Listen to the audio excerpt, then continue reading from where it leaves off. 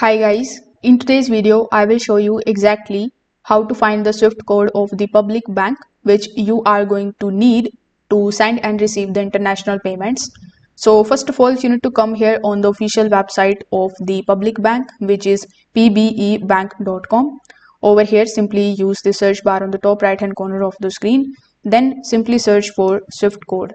Now, if you find any of the articles relating to the SWIFT code, you just have to go through that article and try to get your SWIFT code. If this method doesn't work for you, you will find a bunch of different FAQs section and the contact us options here.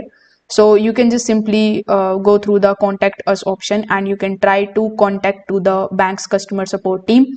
They are also going to help you with getting your public bank's SWIFT code. Now you can also use this method in which you will have to come here on bank.codes, which is powered by Wise. Here the first thing that you need to do is to simply select your country, which in our case is Malaysia.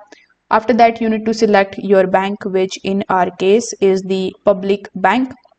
Then simply select your city and it is going to show you the SWIFT code as per the information that you have entered here. Now look at, you can also find your SWIFT code that will be printed on your bank's statement inside the online banking account or by contacting the customer service, as I've told you earlier.